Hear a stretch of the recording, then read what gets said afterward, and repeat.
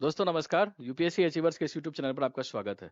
दोस्तों आज के सेशन में हम एक महत्वपूर्ण परिचर्चा करने जा रहे हैं और यूपीएससी 2023 के सीसेट के जो रीडिंग कंप्रिहेंशन वाला पार्ट था जो बच गया था, हमने पहले वीडियो में लगभग 15 पैसेज डिस्कस कर दिए थे। लगभग 12 क्वेश्चन 12 पैसेज अभी बचे हुए हैं। तो उन्हीं 12 पैसेज को मैं डिटेल में डिस्कस करूंगा, बताऊंगा, ट्रिक्स वगैरह सब समझाऊंगा, एलिमिनेशन मेथड वगैरह सब समझाऊंगा और देखूंगा कि किस तरह से क्वेश्चन को आसानी से हल किया जा सकता था। 15 क्वेश्चन में हमने सारे रूल्स आपको समझा दिए। पहले वीडियो में मैंने 15 पैसेज डिस्कस करके सारे रूल्स समझा दिए, डिस्कस करके आपको दिखाया था और एक एक करके रूल्स अप्लाई करके आपके सारे क्वेश्चंस को सोल्व करके बताया था कि कैसे आप बिना पैसेज को पढ़ के आसानी से केवल ऑप्शंस को एलिमिनेट करके स्मार्ट तरीके से आप आसानी से हल कर सकते थे। आज के वीडियो में जो बचे हुए 12 पैसेज हैं उसको मैं डिस्कस करूंगा और उनमें सारे रूल्स को अप्लाई करके दिखाऊंगा कि किस तरह से आप जो बचे हुए पैसेज है उसको आसानी से डिस्कस कर सकते हैं। हमने कल देखा था कि लगभग टोटल जो 2023 में रीडिंग कंप्रिहेंशन के जो क्वेश्चन थे सीसेट में, वो लगभग 27 क्वेश्चन थे और 27 में से लगभग लगभग 18 क्वेश्चन ऐसे थे, 18 पैसेज ऐसे थे जिसको आसानी से आप बिना पैसेज पढ़े कर सकते हैं। और जो लगभग लगभग 9-10 पैसेज जो बच गए हैं उनमें पैसेज का हेल्प लेना पड़ेगा, पैसेज उनमें थोड़ा पढ़ना पड़ेगा। लेकिन उन क्वेश्चन में भी मैंने पिछले बार जो वीडियो था, जो पहला वीडियो था, उसमें 3-4 क्वेश्चन ऐसे थे जिसमें पैसेज का हेल्प लेना पड़ा। लेकिन उन पैसेज जहाँ पर पैसेज का हेल्प भी लेना पड़ा तो उसमें भी पूरा पैसेज को पढ़ा नहीं, लाइन बाय लाइन पढ़ने की जरूरत नहीं थी। वहां पर कीवर्ड एलिमिनेशन के जरिए हमने केवल ऑप्शन की कीवर्ड को पैसेज की में कीवर्ड से मैच करा दिया और जहां पर वो मैच कर गया, जिस ऑप्शन में कीवर्ड मेंशन है वो ऑप्शन ज्यादा सही होने की संभावना थी। तो उस तरीके से पैसेज का हेल्प लेकर भी जो क्वेश्चन डायरेक्ट नहीं हो पा रहे तो उस क्वेश्चन को भी डायरेक्ट कर दिया। तो मिनिमम यूज था पैसेज का। आज के वीडियो में जो क्वेश्चन बचे हुए हैं उसको मैं डिस्कस करूंगा। लेकिन डिस्कस करने से पहले मैं थोड़ा सा आपको समराइज कर देता हूं कि जो मैंने 7 रूल्स डिस्कस किए थे वो रूल्स क्या है। थोड़ा सा समराइज करके फिर मैं सारे रूल्स को इकट्ठे अप्लाई करूंगा। जीएस के क्वेश्चन में क्या होते थे कि हर एक रूल्स ये टेक्निक के बाद एक एक क्वेश्चन उसमें करीब 4-5 क्वेश्चन बन जाते थे। तो इस तरह से पांच रूल मैंने समझाए थे। जीएस प्रीलिम्स के जो वीडियो थे उसमें आपको डिस्कस करके बताया था। सेशन में क्या होता है कि इंडिविजुअल रूल, एक आध रूल अप्लाई नहीं होते बल्कि सारों जो सातों रूल है, सातों रूल को मिलाकर कभी कभी हर क्वेश्चन में सातों रूल को कंप्रहेंसिव तरीके से लगा के आपको सोल्व करना पड़ता है, क्योंकि मल्टीपल बातों को दिमाग में रखना है, सभी चीजों को ध्यान में रखना है, समझना है, देखना है, तभी वो क्वेश्चन बन पाते हैं। आज मैं थोड़ा सा अभी जो आगे बढ़ने से पहले थोड़ा जो रूल्स बताया था उसको समराइज कर देता हूँ, उसको समझा देता हूँ, फिर मैं आपको डिस्कस करके दिखाऊंगा। मैंने कल क्या बताया था कि पहले अगर आपके पास टाइम है तो पैसेज पढ़िए, लेकिन अगर आपके पास टाइम नहीं है तो पैसेज पढ़ने की जरूरत भी नहीं है। कम टाइम में आप बिना पैसेज को पढ़े स्मार्ट तरीके से कुछ जो रूल्स होते हैं उसको अप्लाई करके केवल ऑप्शन से आप एलिमिनेट कर देंगे और आंसर इजीली पहुंच जाएंगे। लेकिन अगर टाइम है तो पैसेज पढ़ना चाहिए। पढ़ने से क्या होता है, थोड़ा एक्यूरेसी बढ़ता है और आप आसानी से पैसेज की चीज़ों को छांट के उसमें बना सकते हैं। लेकिन अगर आप पैसेज पढ़ रहे हैं तो मैंने बताया था कि हमेशा पैसेज के दायरे में ही सोचना है।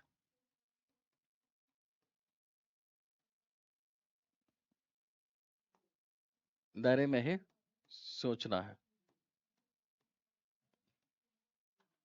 पैसेज के दायरे में ही रहना है। फिर मैंने बताया था कि फिर उसके बाद कथन पर आएंगे, स्टेटमेंट देखेंगे। स्टेटमेंट में मैंने बताया था कि दो केस हो सकता है। एक हो सकता है कि समानता गलत, गलत वाले बताया था। एक हो सकता है समानता सही, सही। अब मैंने बताया था आपको दो, इसमें कुछ ट्रिक्स बताए थे, कुछ रूल्स बताए थे कि कौन सा स्टेटमेंट गलत होगा, किन चीजों को ध्यान में रखना है, किन वर्ड्स को देखना है और समझना है कि वो स्टेटमेंट गलत होगा। तो आपको बताया था कि ऐसे स्टेटमेंट आप पहले एक्सट्रीम वर्ड ढूंढिए, एक्सट्रीम वर्ड ढूंढिए।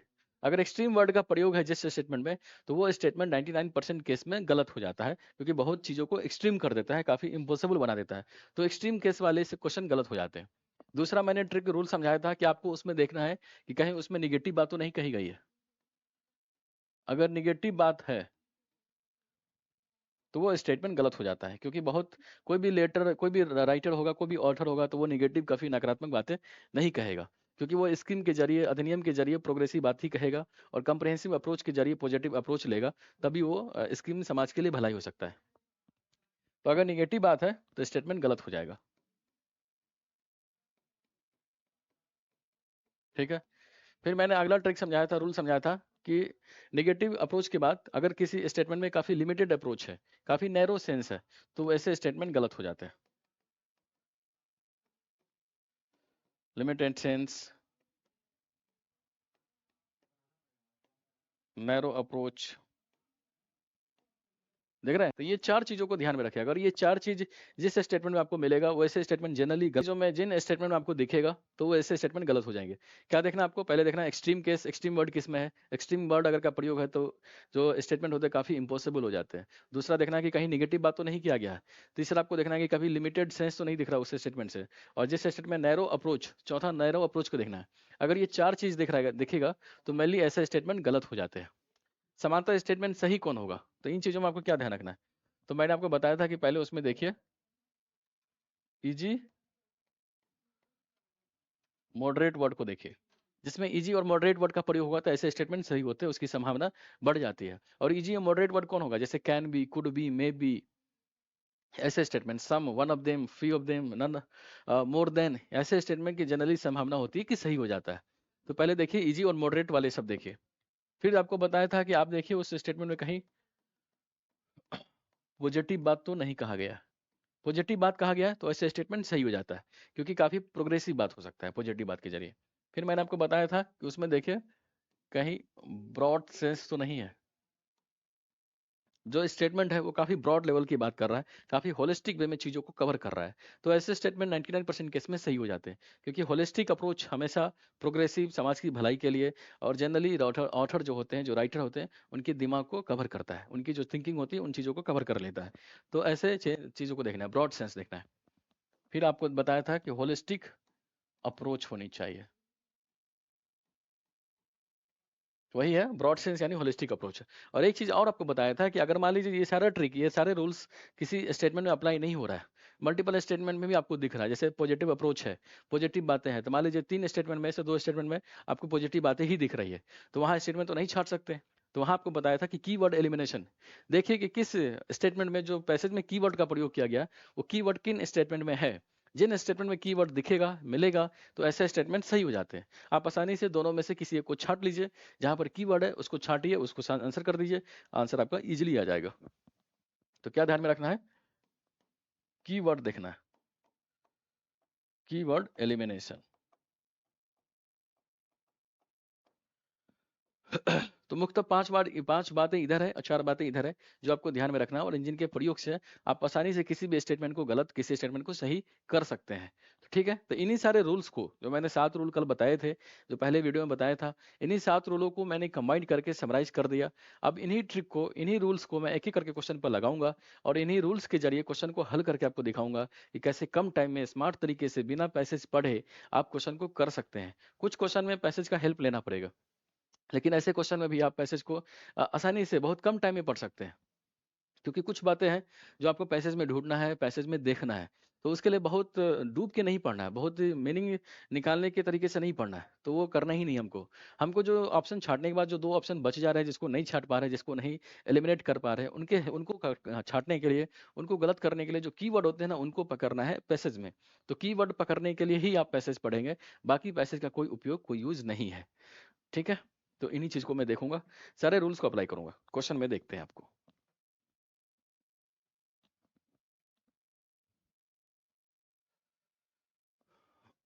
हम्म।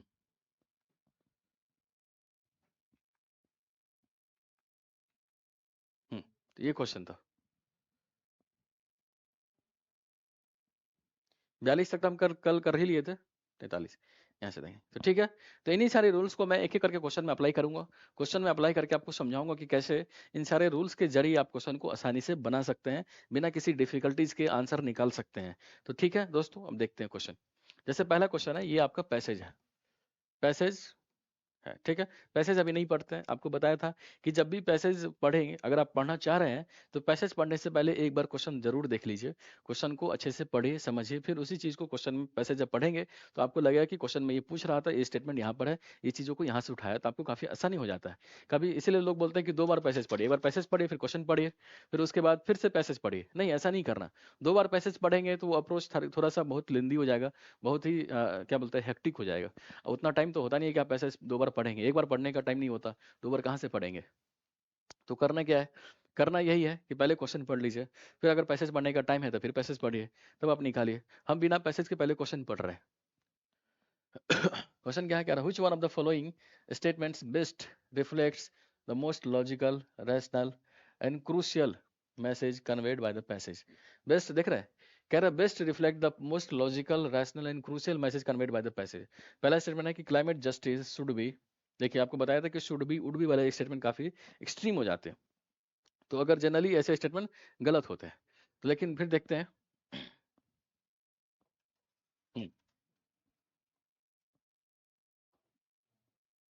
देखिए जनरली गलत हो, लेकिन शुड बी यहाँ भी प्रयोग है और शुड बी का प्रयोग यहाँ भी है, दो स्टेटमेंट में है, तो थोड़ा सा हम देखेंगे तो यहाँ पर शायद दो स्टेटमेंट में शुड बी का प्रयोग है, तो थोड़ा सा हमको होल्ड करना पड़ेगा, आगे पढ़ते हैं, आगे तरीकों को देखना पड़ेगा। तो climate justice should be ingrained in the detail in the rules of all the new climate compacts agreements.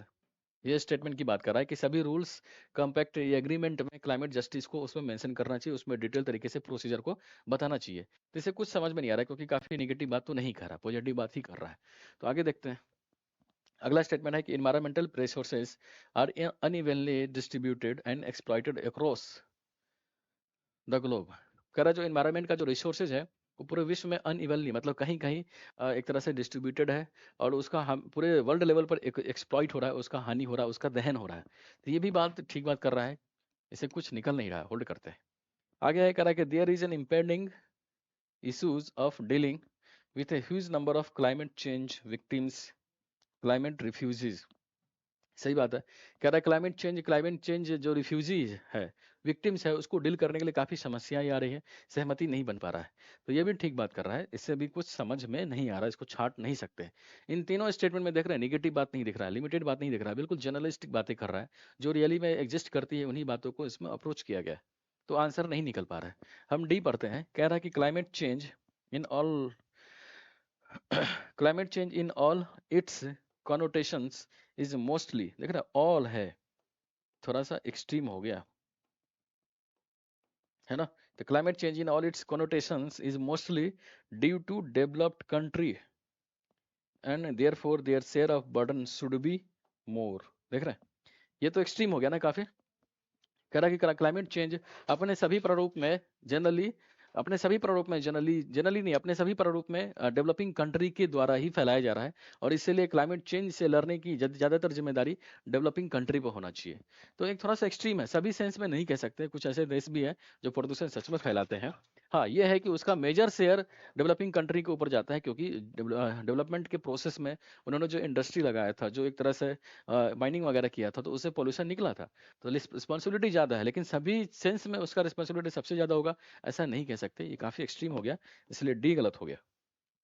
तो बच गया ए बी सी, और आपको बताया था कि अगर चार में से आप दो स्टेटमेंट या एक स्टेटमेंट भी छाट रहे हैं, अब बाकी नहीं छाट रहा है, तो उसके बाद रूल बच जाता है कीवर्ड एलिमिनेशन। आप पकड़िए कि जो स्टेटमेंट तीनों में है वो कीवर्ड क्या है, फिर उसको मैच कराइए पैसेज में कि कीवर्ड मेंशन है कि नहीं। अगर पैसेज के कीवर्ड से मेंशन कर रहा है, मैच कर जा रहा है, तो वो आंसर आसानी से हो जाएगा।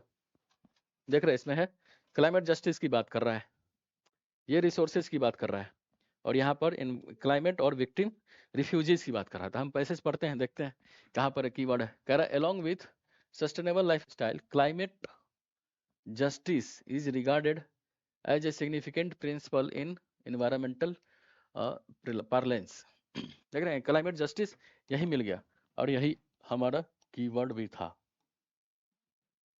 कहाँ था कीवर्ड, यहाँ पर था, देख रहे क्लाइमेट जस्टिस का प्रयोग है, इसीलिए पहला सही हो गया, बी गलत हो गया, सी गलत हो गया, और डी तो गलत था ही।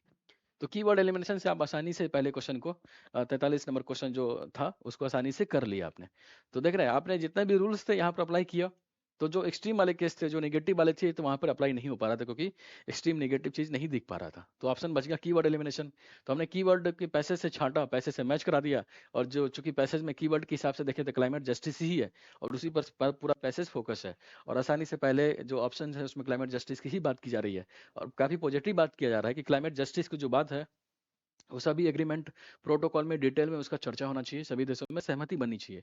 तो काफी प्रोग्रेसिव होलिस्टिक बात है ना, और ये समय की नीड भी है, तो इसीलिए उस तरह से देखेंगे तो पहला स्टेटमेंट सही हो गया, बाकी तीन गलत हो गया। हम आसानी से इसको सोल्व कर दे, देखिए पूरा पैसेज पढ़ने की जरूरत ही नहीं पड़ी, कॉमन सेंस अप्लाई करके थोड़ा सा पैसेज का हेल्प लेके आसानी से उसको सोल्व कर दिया।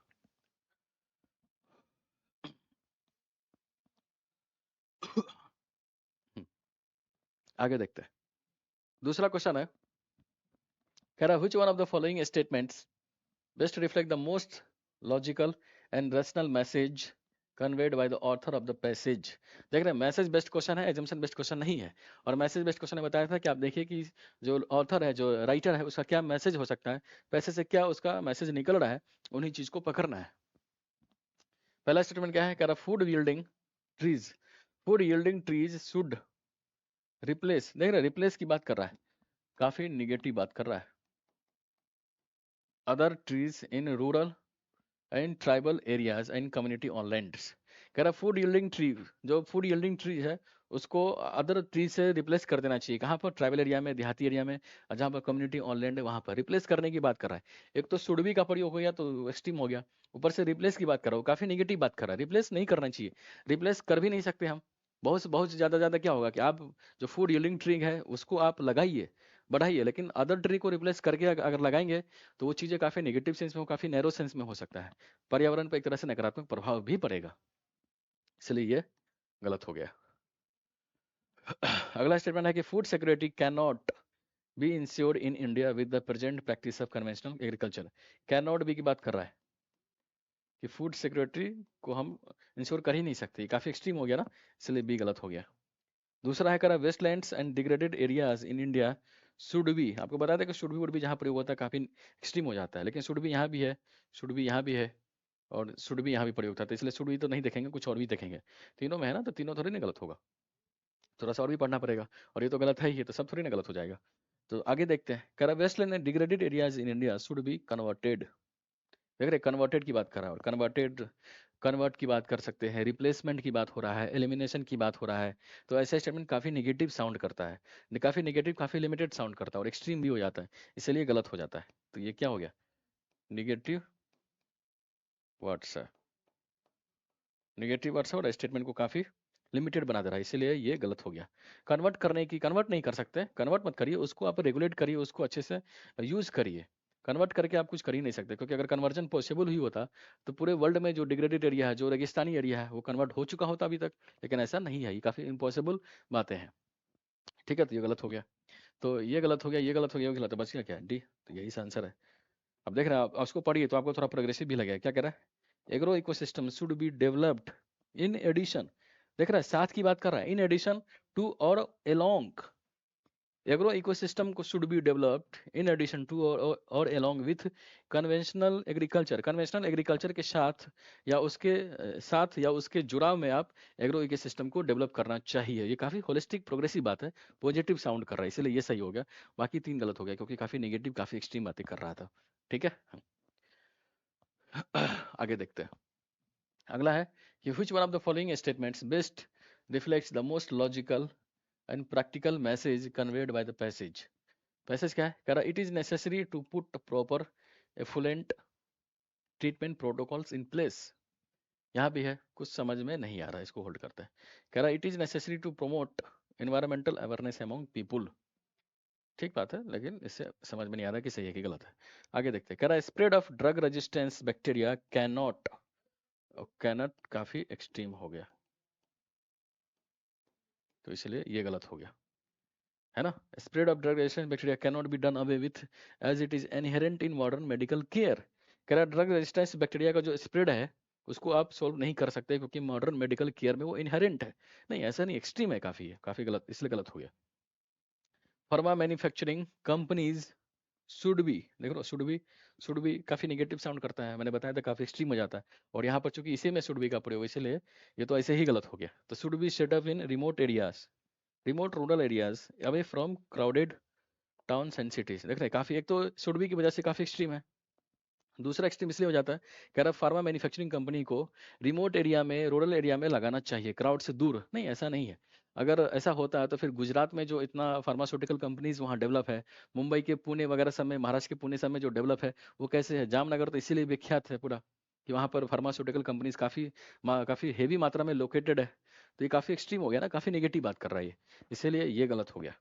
हम देखिए, सी गलत हो गया, डी गलत हो गया, बच गया ए और बी, और ए और बी से आपका पता नहीं चल रहा कि आंसर क्या होगा। तो थोड़ा सा हम पैसेज का हेल्प लेंगे, देखेंगे कि इसमें किस तरह से कीवर्ड एलिमिनेट हो पाएगा। देखिए यहाँ पर कीवर्ड क्या है, प्रॉपर एफलेंट, ट्रीटमेंट की बात कर रहा है, ट्रीटमेंट। और यहाँ क्या है, इन्वायरमेंटल अवेयरनेस की बात कर रहा है।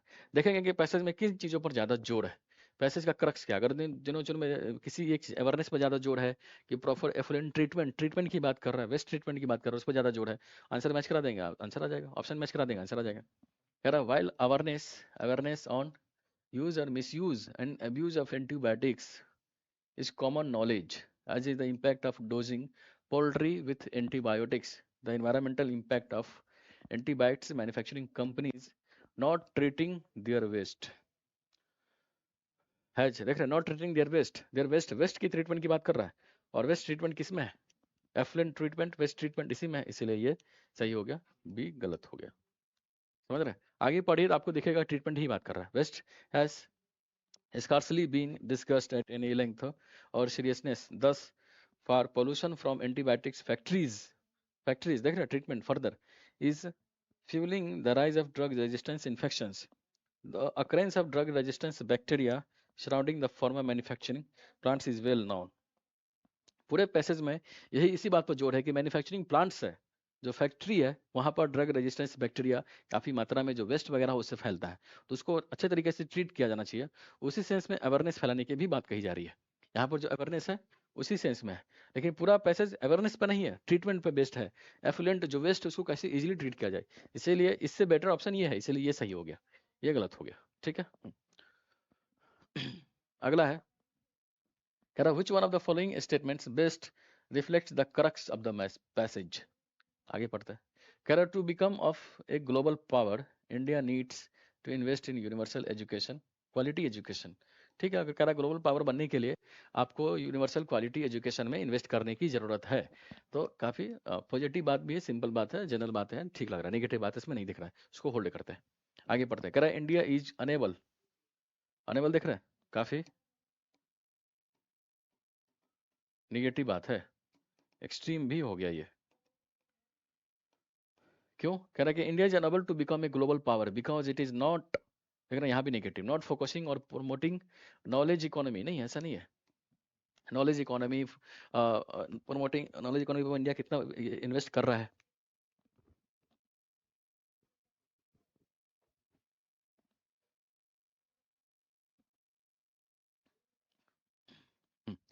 देख रहे हैं काफी नेगेटिव बात है। नहीं, ऐसा नहीं है। नॉलेज इकोनॉमी पे भारत कितना फोकस कर रहा है, skill development, traditional knowledge library वगैरह सब स्थापित कर रहा है, तो ऐसा नहीं है। ऊपर से कह रहा है unable, India unable become a global power, ऐसा नहीं है, ये काफी एक्सट्रीम हो गया, नेगेटिव बात हो गई, इसलिए गलत हो गया। दूसरा है, कह रहा है सी ऑप्शन है, कह रहा है आवर एजुकेशन सिस्टम शुड देख रहा है शुड फोकस मोर, काफी एक्सट्रीम हो गया, on imparting skill during higher education. ठीक है, शुड।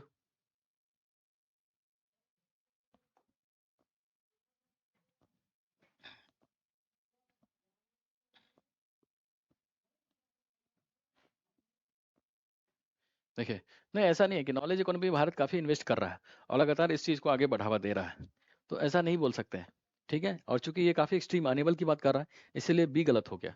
सी देखते हैं, कह रहा our education system should focus more on imparting skill during higher education. ठीक है, काफी जनरल बातें लग रहा है, इसको होल्ड करते हैं। आगे देखते हैं, कह रहा parents of many school children are illiterate and are unaware, देख रहे हैं अनअवेयर, काफी नेगेटिव नहीं है, काफी लिमिटेड बात कर रहा है, of the benefits of quality education. नहीं, ऐसा नहीं है, ये काफी नेगेटिव, काफी लिमिटेड सेंस में बात कर रहा है। कह रहा है मैंने जो स्कूल बच्चे हैं उसके पेरेंट्स इलिटरेट है और इसीलिए वो क्वालिटी एजुकेशन को नहीं समझ पाते, उसके फायदे के बारे में अनअवेयर है, ऐसा नहीं है। ये काफी लिमिटेड, काफी नैरो सेंस में बात कर रहा है। बहुत जितने बच्चे पढ़ने जाते हैं उनके माता पिता काफी एक तरह से क्वालिटी एजुकेशन के बारे में शिक्षित है और इसके बारे में कोई डेटा तो है नहीं कि अनअवेयर है, तो काफी नैरो सेंस में बात कर रहा है, इसलिए ये गलत हो गया। देखिए, बी गलत हो गया, डी गलत हो गया, बच गया आपका ए और सी। ए और सी में पता नहीं चला कौन सही है, तो मैंने बताया था कि अगर पता नहीं चले, दो ऑप्शन बच जाए, तो उसमें कीवर्ड एलिमिनेशन आप पावर देखिए, कीवर्ड एलिमिनेशन क्या है उसको देख लेते हैं। तो देख रहे हैं यहाँ पर स्किल्स की बात कर रहा है, यहाँ पर ग्लोबल पावर की बात कर रहा है, क्वालिटी एजुकेशन की बात कर रहा है। देखते हैं क्या मिल सकता है इसमें। कह रहा है benefits of good quality school education occur only when students complete and leave school after having acquired the gateway skills। देख रहे हैं स्किल्स की बात कर रहा है, स्किल्स यहाँ है, स्किल्स यहाँ है, यहाँ पर तो है नहीं, इसलिए सी ज्यादा प्रोबेबल लग रहा है कि सही होगा। Like one learners to walk before running, similarly one pick up advanced skills, फिर यहाँ skills after picking the basic foundation skills with skills, the advent of the knowledge economy, ठीक है, poses new challenge, and one of the several consequences of having an uneducated workforce will be our inability to keep pace with the global economy. Without a strong learning foundation at the primary level, there can no improvement in higher education or skill development. देख रहा है पूरे passage में skill development higher education की बात कर रहा है, तो यहाँ पर स्किल है, यहाँ पर हायर एजुकेशन है, इसीलिए सी ज्यादा प्रोबेबल हो गया सही होने का। ये इसलिए भी गलत है, एक तो यहाँ पर ग्लोबल पावर का कहीं जिक्र ही नहीं किया है और पूरे पैसेज में ग्लोबल पावर का जिक्र नहीं किया है, और मैंने बताया था कि जिस चीज़ का मेंशन पैसेज में नहीं है और वो मेंशन है ऑप्शन में, तो ऐसे ऑप्शन हमेशा गलत होता है, इसलिए ग्लोबल पावर का चूंकि जिक्र नहीं है इसमें, इसलिए एक गलत हो गया। सी इसलिए सही होगा कि स्किल्स हायर एजुकेशन की लगातार इसमें बात हो रही है इसलिए सी सही हो गया। आगे देखते हैं, ये 61 क्वेश्चन है। अगला क्वेश्चन क्या है, कह रहा which one of the following statements best reflects the most logical message implied by the above passage. ठीक है, मैसेज बेस्ड क्वेश्चन है, एजम्पशन बेस्ड क्वेश्चन नहीं है। क्वेश्चन क्या है, कह रहा the modern technology इनफेबल्स societal structure and makes life difficult, है ना, काफी लिमिटेड बात कर रहा है ना, और मैंने बताया था कि लिमिटेड बात हो, नैरो बात हो, तो ऑप्शन गलत हो जाता है। और बात भी क्या कर रहा है, modern technology in fables societal structure, उसको बिगाड़ता है और लाइफ को डिफिकल्ट बनाता है। ये ऐसा नहीं है, जितने भी मॉडर्न टेक्नोलॉजी है उसमें कुछ गलत बनाते होंगे, कुछ डिफिकल्ट बनाते होंगे, लेकिन सबके सेंस में ऐसा नहीं है। अगर कुछ यहाँ पर कैन बी का प्रयोग होता है तो समझ में आता भी है, लेकिन जैसे मोटरसाइकिल है, जहाज है, एसी वगैरह यूज करते हैं, आर्टिफिशियल टेक्नोलॉजी इतना बूम कर रहा है, तो इससे लाइफ आसान हुआ है, डिफिकल्ट नहीं हुआ, आपको सुविधा को बढ़ाया है। तो ये तो गलत हो गया, काफी एक्सट्रीम हो गया ये। बी ऑप्शन देखते हैं, कह रहा modern life is full of uncertainties and endless difficulties choice. ये भी एक तरह से काफी लिमिटेड नैरो सेंस से बात कर रहा है, स्पेसिफिक बात कर रहा है, तो इसीलिए ये भी गलत हो गया। फुल ऑफ अनसर्टेनिटीज नहीं, ऐसा नहीं है। इतना एक तरह से चूंकि आप टेक्नोलॉजी इतना बूम किया है, इतना डेवलप किया है, तो काफी एक तरह से एग्जैक्ट सेंस में आप चीजों को निकाल भी सकते हैं। एक आध केस में कुछ जगह पर अनसर्टेन दिखाई पड़ता है, लेकिन उसको हर जगह अप्लाई तो नहीं कर सकते, इसलिए यहाँ पे लिखा रहता कि मॉडर्न लाइफ में भी can B full of uncertainty, तो समझ में आता है कि ये सही हो सकता है। लेकिन चूंकि इज लगा दिया है, सर्टेनिटी की बात कर रहा है, फुल ऑफ अनसर्टेनिटी, इसलिए गलत हो गया। सी है, करा we are influenced by the opinions of others, ठीक है, and have no courage to follow our own convictions. No courage, देख रहे हैं, नो करेज काफी एक्सट्रीम बात कर रहा है, इसलिए सी गलत हो गया। ए गलत हो गया, बी गलत हो गया, सी गलत हो गया, इसलिए बच गया डी आंसर। आपको पढ़ने की जरूरत नहीं पड़ी, पढ़ेंगे, देखते हैं क्या कह रहा है। In our livings having too few choices may not be good, देख रहे हैं, मे बात कर रहा है, मैंने बताया था कि इजी और मॉडरेट हो जाता है, मे कैन ये सब सही होने के चांसेस ज्यादा होते हैं। May not be good things but having too many can be equally as difficult, यहाँ भी कैन बी काफी इजी और मॉडरेट है। अब पूरे वर्ड भी काफी प्रोग्रेसिव है, क्या कह रहा है कि अपने किसी भी व्यक्ति के जीवन में ज्यादा चॉइस का होना, टू फ्यू चॉइस, कुछ चॉइस का होना अच्छा नहीं है, लेकिन बहुत ज्यादा चॉइस का होना भी उतना अच्छा नहीं माना जाता, वो भी खतरनाक माना जाता है। तो ये काफी प्रोग्रेसिव बात कर रहा है, काफी सही बात कर रहा है, इसलिए डी सही हो गया, बाकी ऑप्शंस गलत हो गए। ठीक है, देख रहे हैं इन क्वेश्चन में, इस क्वेश्चन में पैसेज का हेल्प ही नहीं लेना पड़ा, ऑप्शन से ही आ गए। ऑप्शन से कैसे आ गए, तो वही अप्रोच, जो रूल्स मैंने 7 रूल्स बताए थे, डिस्कस किए थे, उन्हीं रूल्स को अप्लाई किया, आसानी से छाट दिया। ठीक है, तो आगे देखते हैं। चलिए ये क्वेश्चन, नेक्स्ट क्वेश्चन डिस्कस करते हैं। क्वेश्चन क्या है, कह रहा regarding the financialization of households savings, which one of the following statements best reflect the solution that are implied by the passage। कह रहा फाइनेंशियलाइजेशन, हाउस होल्ड की फाइनेंशियलाइजेशन को बढ़ाने के लिए क्या बेस्ट सुटेबल सोल्यूशन हो सकता है, उस चीज को देखना है पैसेज के दायरे में रह के। पहला सोल्यूशन क्या है कि flexible environment is needed to develop a solution. Flexible environment की बात कर रहा है, जो काफी पॉजिटिव बात लग रहा है, प्रोग्रेसिव बात लग रहा है, लेकिन समझ में नहीं आता कि सही है कि गलत है, थोड़ा होल्ड करते हैं। अगला स्टेटमेंट क्या, household needs customize solution, ये भी ठीक लग रहा है, इसको होल्ड करते हैं। ठीक लग रहा है क्योंकि बहुत नेगेटिव बात नहीं दिख रहा है। Innovations in financial technology are required, ये भी ठीक बात लग रहा है, जनरल बातें लग रहा है, इसलिए ये भी थोड़ा सा ठीक लग सकता है। अब देखिए तीनों ऑप्शंस में हम एलिमिनेट नहीं कर पा रहे हैं कि गलत कौन है, एक्सट्रीम का प्रयोग नहीं है, नेगेटिव साउंड नहीं कर रहा है कोई वर्ड, लिमिटेड अप्रोच की बात नहीं कर रहा है, इसलिए इन स्टेटमेंट को छांटना मुश्किल होता जा रहा है। इसलिए आपको बताया कि ऐसे जब कंफ्यूजन की स्थिति में हो, जब सारे स्टेटमेंट सही जैसे लग रहे हो, तो उसको छांटने के लिए पैसेज का थोड़ा बहुत हेल्प लेना पड़ेगा। तो इसलिए इस क्वेश्चन में पैसेज का हेल्प लेना पड़ेगा, मुझे पैसेज को थोड़ा बहुत पढ़ना पड़ेगा, और पैसेज को पढ़ने के बाद ही हम इसको छांट सकते हैं। और जब पैसेज पढ़ेंगे तो आप हमेशा याद रखिए कि पैसेज के दायरे में रह के सोचिए। जिस चीज़ का पैसेज में जिक्र नहीं है उस चीज़ का जिक्र अगर ऑप्शंस में है तो वैसे स्टेटमेंट गलत हो जाएगा। ठीक है, पैसेज पढ़ते हैं। कह रहा house hold finance in India is unique. We have a tendency to invest heavily in physical assets such as gold and property. ठीक है, steps to encourage the financialization of savings are critical.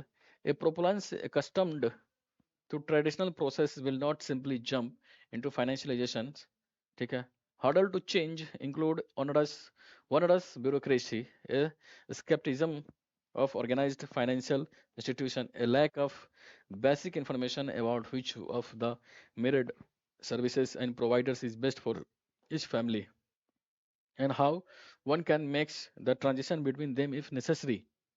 दोस्तों एक चीज ध्यान रखिए, ये पूरे passage में जब पढ़ेंगे आप तो पूरे पैसेज में पढ़ने के बाद हाउस होल्ड फाइनेंस की डिस्कस या हाउस होल्ड फाइनेंशियलाइजेशन की बात कही जा रही है, उसको डिस्कस किया जा रहा है। ठीक है, तो हाउस होल्ड फाइनेंस इसमें है, सोल्यूशन की बात है, इसमें भी हाउस होल्ड फाइनेंस की डिस्कस की बात है। लेकिन इनोवेशन इन फाइनेंशियल टेक्नोलॉजी देख रहे हैं ना, इस पूरे पैसेज में इनोवेशन का जिक्र है ना फाइनेंशियल टेक्नोलॉजी का जिक्र है। और आपको बताया था कि जिस चीज का वर्णन पैसेज में नहीं है अगर उसका जिक्र किसी स्टेटमेंट में है तो उस स्टेटमेंट की गलत होने की संभावना 99% हो जाती है, वो स्टेटमेंट जनरली गलत होता है। और इसमें चूंकि इनोवेशन और फाइनेंशियल टेक्नोलॉजी का जिक्र पैसेज में नहीं है, ऑप्शन में जिक्र है, तो इसीलिए ये क्या हो गया, ये गलत हो गया। और तीसरा गलत हो गया, तो ये गलत हो गया, ये गलत हो गया, ये गलत हो गया, केवल ए बच जाता है। इसलिए 1 एंड 2 हमको पढ़ने की जरूरत ही नहीं पड़ी। 1 एंड 2 में थोड़ा बहुत कंफ्यूजन भी था, नेगेटिव बात नहीं थी, सही लग रहा था लेकिन श्योर नहीं थे। पैसेज पढ़े, पता चला कि उसमें इनोवेशन का जिक्र नहीं है, फाइनेंशियल टेक्नोलॉजी का जिक्र नहीं है, इसलिए तीसरा तो गलत ही हो जाएगा। तीसरा गलत हो गया तो ये गलत हो गया, ये गलत हो गया, ये गलत हो गया, बच गया ये आपका आंसर आ गया। एग्जाम में कभी कभी ऐसे भी अप्रोच करना होता है, एक स्टेटमेंट छाटिए और उसे एलिमिनेट कर दीजिए और बाकी आंसर आंसर आपका आसानी से आ जाता है। ठीक है, तो देख रहे हैं हम एक स्टेटमेंट ही छाटे, केवल तीसरा नंबर पता चल गया कि वो गलत है। 100% गलत है, क्योंकि पैसेज में जिस चीज का जिक्र नहीं है उसका जिक्र पैसेज में ऑप्शन में है, तो ऐसे स्टेटमेंट तो गलत ही होते हैं। तो वो गलत हो गया क्योंकि पैसेज के बाहर की बात हो गई वो, तो वो गलत हो गया। तीसरा गलत हो गया तो आंसर क्या आ गया, ए, ये आंसर हो गया। अगला क्या है, कर based on the above passage the following assumptions have been made. Assumptions की बात कर रहा है। ठीक है, एजम्पशंस मैंने आपको समझाया था कि जब भी एजम्पशन बेस्ड क्वेश्चन हो तो आपको देखना है कि लेखक ने, जो राइटर है, जो ऑथर है, वो क्या एज्यूम करके पैसेज लिख रहा है, उस चीजों को देखना है। क्वेश्चन क्या है, कर protection of privacy is not just a right but it has value to the economy. ये नॉर्मल बात लग रहा है, ठीक लग रहा है कि protection of privacy is not just a right but it has value of the economy. जो प्राइवेसी है उसका प्रोटेक्शन करना वो केवल राइट नहीं है, केवल अधिकार नहीं है, बल्कि वो इकोनॉमी में वैल्यू भी प्रोड्यूस करता है। सही बात लग रहा है, ठीक है, तो ये बहुत निगेटिव बात तो नहीं कर रहा, ठीक बात कर रहा है। कह रहा दियर is a fundamental link between privacy and innovation. हाँ, लिंक तो है, तो ये भी ठीक बात कर रहा है। अब चूंकि एजम्पशन बेस्ड क्वेश्चन है और क्योंकि दोनों ऑप्शंस क्या जनरलिस्टिक अप्रोच है, काफी ब्रॉड सेंस में चीजों को कवर कर रहा है, तो ऐसे स्टेटमेंट ऑब्जेक्शन बेस्ड क्वेश्चन में बहुत नेगेटिव बात नहीं कर रहा है, बहुत एक्सट्रीम इम्पॉसिबल बात नहीं कर रहा है। तो इम्पॉसिबल बात नहीं, बहुत एक्सट्रीम बात, बहुत नेगेटिव बात, काफी लिमिटेड अप्रोच की बात नहीं कर रहा है, काफी ब्रॉड सेंस पॉजिटिव बात कर रहा है। तो ऐसे स्टेटमेंट सही होने की संभावना ज्यादा होती है। सिलेवन सही, दूसरा सही, आंसर क्या हो गया, सी। ठीक है। अगला क्वेश्चन है, कह रहा which one of the following statements most likely reflect to what the author of the passage intends to say. ठीक है, आगे पढ़ते हैं। वही मैसेज बेस्ड क्वेश्चन है कि क्या मैसेज है इस पैसेज का। कह रहा enrolment in school and college is high but there is no quality education. देख रहे, नो क्वालिटी एजुकेशन, ये काफी नेगेटिव और एक्सट्रीम बात कर रहा है, क्योंकि सभी स्कूल में क्वालिटी एजुकेशन नहीं, ऐसा नहीं है। वहां पर कभी किसी किसी स्कूल में है भी, कुछ स्कूल की स्थिति खराब है, वो समझ में आता है। पर कह रहा है enrolment in school and college is high but there is no quality education. No quality education काफी एक्सट्रीम नहीं हो गया, इसीलिए ये गलत हो गया। अगला है, कह रहा unemployment must be seen as a function of rising education and aspirants of young Indians. ठीक है, देखिए अगर और स्टेटमेंट में मस्ट बी का प्रयोग नहीं होता, शुड बी का प्रयोग नहीं होता, तो ये गलत हो जाता, लेकिन मस्ट बी यहाँ भी है, शुड बी यहाँ भी है, इसलिए मस्ट बी शुड बी का प्रयोग यहाँ पर थोड़ा सा ज़्यादा एक्यूरेट आंसर नहीं देगा। तो आगे देखते हैं। लेकिन इसको पढ़ने के बाद थोड़ा सा जनरल साउंड कर रहा था, क्या साउंड कर रहा था कि unemployment must be seen as a function of rising education and aspirants of young Indians. कह रहा जो बेरोजगारी है उसको आप हमेशा ऐसे देखिए कि एजुकेशन बढ़ रहा है और चूंकि यंग इंडियंस के एस्पिरेशंस बढ़ रहा है, वो जल्दी रोजगार नहीं कर रहे हैं, बड़े रोजगार की तलाश में, इस वजह से भी वो बेरोजगारी भारत में बढ़ रही है। तो ये काफी जनरल सेंस में लग रहा है, तो इसलिए इसको थोड़ा होल्ड करते हैं, आगे बढ़ते हैं। अगला क्या है, कह रहा है कि there are no labour intensive industries to accommodate the huge number of unemployment people. Low labour intensive industry, कह रहा है कि lower labour intensive industry Bharat में ही नहीं जो बड़ी मात्रा में बेरोजगार लोगों को रोजगार दे सके। तो ऐसा तो नहीं है, काफी एक्सट्रीम हो गया ना, इसलिए सी गलत हो गया। अगला है कि the education system should be properly designed so as to enable the educated people to be self employed. नहीं, ये गलत हो गया। कह रहा है एजुकेशन सिस्टम, भारत में शिक्षा व्यवस्था ऐसी होनी चाहिए, ऐसे इस तरह से डिजाइन करना चाहिए ताकि अधिक मात्रा में शिक्षित लोगों को सेल्फ एम्प्लॉयमेंट, स्वरोजगार जैसे चीजों को आगे बढ़ावा दे सके। नहीं, एजुकेशन का पर्पस ये कभी नहीं रहा कि रोजगार दे सके। एजुकेशन का मूल सिद्धांत क्या है कि अच्छे जो बच्चे हैं उसमें एक तरह से चरित्र का विकास करे, उसको ज्ञान को वर्धन कर सके ताकि वो सही गलत का फैसला कर सके। स्वरोजगार, क्योंकि अगर हम इस तरह से इसको बांध देंगे तो रोजगार मिलेगा ना मिलेगा उसका पर्सनल चॉइस है, पर्सनल उसका स्किल्स है, पर एजुकेशन का अल्टीमेटली गोल ये नहीं होता। इसलिए काफी लिमिटेड अप्रोच की बात कर रहा है, काफी नैरो सेंस की बात कर रहा है। देख रहा है सेल्फ एम्प्लॉयड ना, काफी लिमिटेड नहीं दिख रहा है, इसलिए ये तो गलत हो गया। ये गलत बच गया आपका बी, बी सही लग रहा है। अब ए बी सी डी छाट दिया आसानी से क्योंकि काफी लिमिटेड, काफी नैरो सेंस की बात कर रहा था और इसीलिए गलत हो गया। और आपको अगर मान लीजिए थोड़ा सा कंफ्यूजन है बी और डी में, तो आप कीवर्ड एलिमिनेशन भी प्रयोग कर सकते हैं। देखिए अनएम्प्लॉयमेंट इसमें है और इसमें क्या है, सेल्फ एम्प्लॉयमेंट एजुकेशन की बात कर रहा है। देखिए किसमें पैसेज का ज्यादा जिक्र है, कह रहा है in India while the unemployment, देख रहे हैं अनएम्प्लॉयमेंट रेट, अनएम्प्लॉयमेंट की बात कर रहा है, frequently used major to poor performance of the economy under condition of rising school and college enrolment, it's patients and inadequate picture the replaced unemployment. देख रहे हैं, पूरे पैसेज में अनएम्प्लॉयमेंट की बात कर रहे हैं, यहाँ अनएम्प्लॉयमेंट की बात है, यहाँ अनएम्प्लॉयमेंट की बात है, यहाँ अनएम्प्लॉयमेंट की बात है, पूरे पैसेज में अनएम्प्लॉयमेंट की ही बात कही जा रही है। और कीवर्ड एलिमिनेशन से भी अगर इसको बनाते तो आपका आंसर यही आता क्योंकि इसी में अनएम्प्लॉयमेंट की बात कही जा रही है बड़े लेवल पे। ठीक है, आंसर क्या आ गया, बी। आगे बढ़ते हैं, अगला क्वेश्चन है, अगला क्वेश्चन है कि which one of the following statements best reflect the most rational, logical and practical message conveyed by the passage। Question क्या है कि modern statements need to be well trained and scientific methods, modern statements need to be well trained in scientific methods and philosophical thinking to enable काफी analytical based question हो गया, enable them to have a better perspective of their roles, responsibility and goals। काफी general बातें हैं, समझ में नहीं आ रहा है, आगे देखते हैं। अगला कह रहा है कि इट इज नॉट डिजायरेबल, देख रहे हैं नॉट डिजायरेबल, मैंने बोला कि नेगेटिव जो स्टेटमेंट होते हैं उसके सही होने के संभावना ज्यादातर केस में सही गलत होता है। तो कह रहा है it is not desirable to have government manage by empirical statements unless well mixed with others who are grounded in learning and reflect wisdom. तो नेगेटिव हो गया, तो नेगेटिव की वजह से इसीलिए गलत हो गया। कह रहा है नॉट डिजायरेबल है कि गवर्नमेंट एम्पिरिकल स्टेटमेंट से चले, क्योंकि वो कह रहा है कि बेस्ट यही होता है कि आप सभी लोगों को, विजडम वाले लोगों को, लर्निंग जो लेवल है उनको मिला के आप सरकार चलाए। तो ऐसा नहीं है, क्योंकि जब भारत गुलाम था तो वहाँ पे इम्पेरिकल लोग ही चला रहे थे, और इम्पेरियल गवर्नमेंट को आप ऐसा नहीं बोल सकते कि वो लॉजिकल थिंकिंग नहीं करते हैं, वो रैशनल थिंकिंग नहीं करते। तो एक तो नेगेटिव हो गया, नैरो सेंस हो गया, इसलिए बी गलत हो गया। अगला है, कह रहा as the statements and bureaucrats are the products of the society it is desirable to have a system of education in a society that focuses on training its citizens in scientific methods and philosophical thinking from a very early age। अगर एक तो very early as ये काफी extreme हो गया।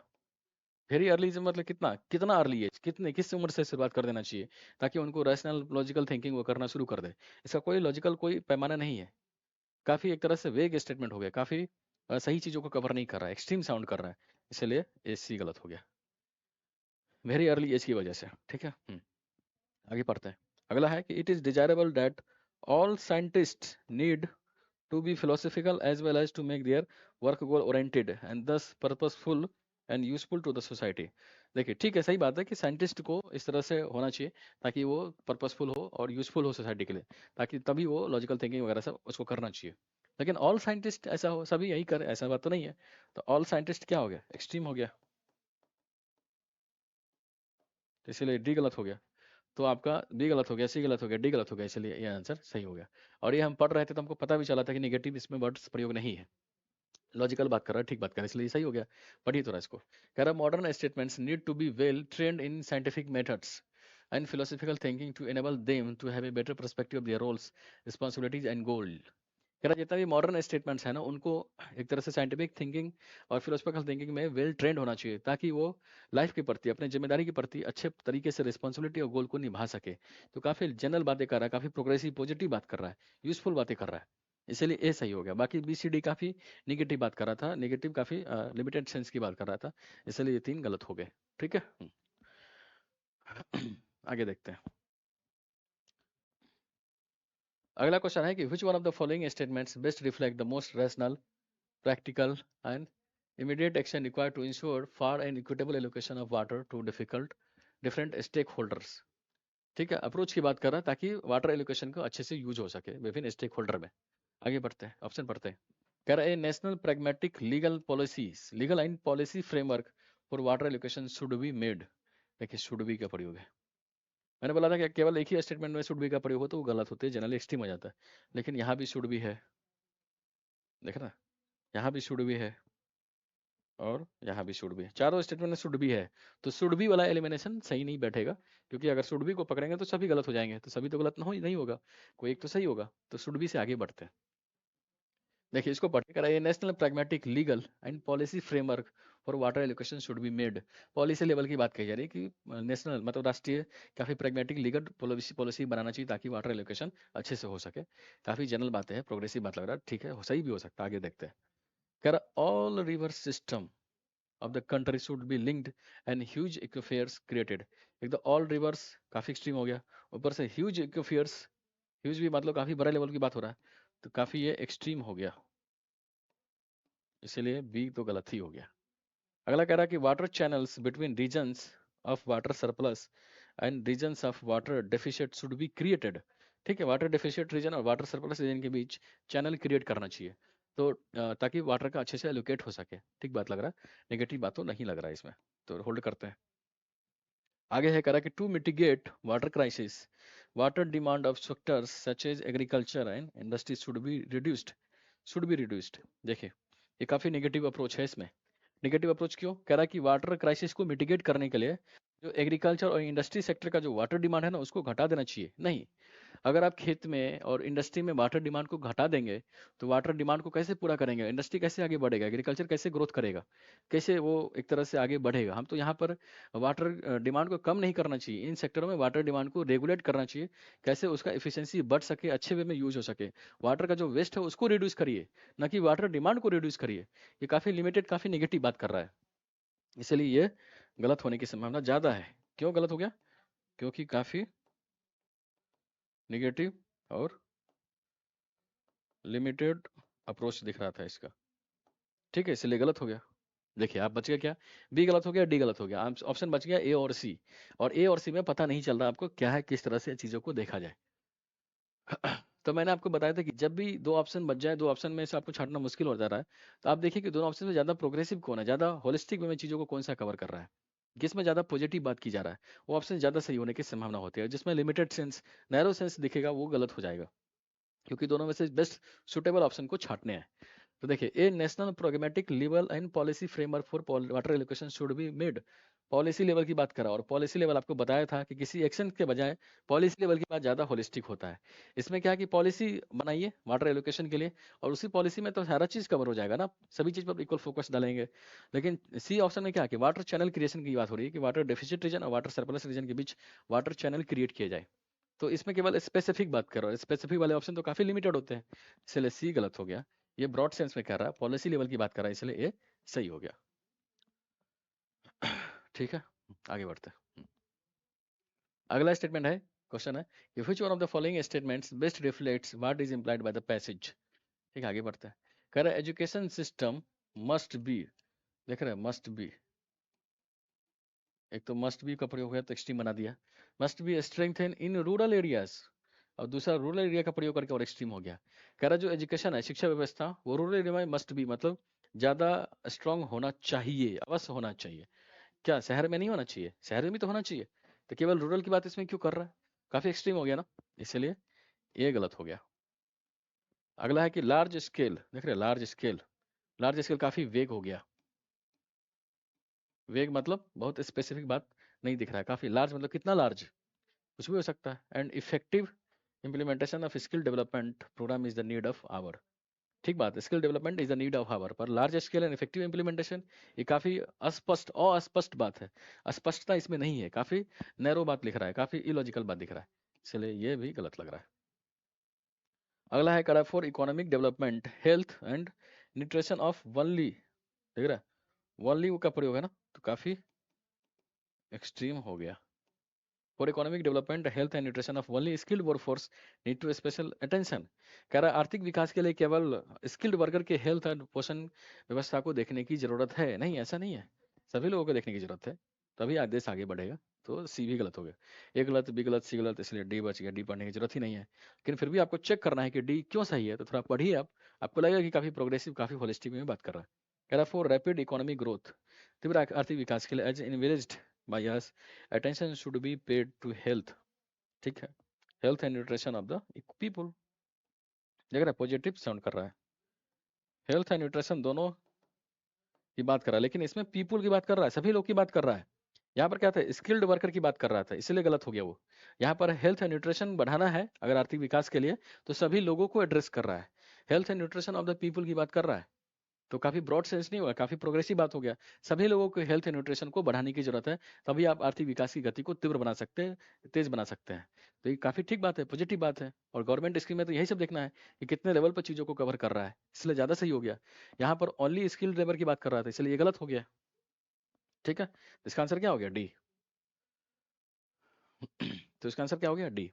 तो ठीक है दोस्तों, अ, आज इस पूरी परिचर्चा को हम यही विराम देंगे। उम्मीद है ये वीडियो आपको समझ में आया होगा। इस पूरी परिचर्चा में, इस पूरे वीडियो में, ये सीसेट कंप्रहेंशन रीडिंग कंप्रहेंशन जो जो 2023 का जो सीसेट पेपर था, उसका ये सेकंड पार्ट था। इस सेकंड पार्ट में मैंने जो बचे हुए पैसेज थे उसको डिस्कस किया, लगभग 12 क्वेश्चन इसमें डिस्कस किया, और 12 क्वेश्चन में लगभग 2 क्वेश्चन ऐसे थे जहां पर पैसेज को हेल्प लेना पड़ा, पैसेज को समझना पड़ा, क्योंकि वैसे क्वेश्चन में छाट नहीं पा रहे थे हम। ऑप्शन काफी तीनों सही थे, किसी किसी ऑप्शन में सभी सही दिख रहे थे, इसलिए छाटने के लिए ऑप्शन पढ़ना पड़ा, पैसेज पढ़ना पड़ा, और पैसेज को पढ़ के भी देखा हमने, स्मार्ट तरीके से पैसेज पढ़ा। पैसेज को पूरे लाइन बाय लाइन पढ़ने की जरूरत नहीं थी, पूरे अच्छे तरीके से समझने की जरूरत नहीं थी, केवल कीवर्ड को एलिमिनेशन करना था। कुछ जो कीवर्ड थे जो ऑप्शंस में दिख रहे थे उसको पैसेज से मैच कराना था, उसको छाट के आप आंसर ला दिए। तो इस पूरे वीडियो को हम यही समाप्त करते हैं। अगर आपको ये वीडियो अच्छा लगा है तो इसको शेयर करें, लाइक करें, चैनल को सब्सक्राइब करें। जय हिंद, जय भारत।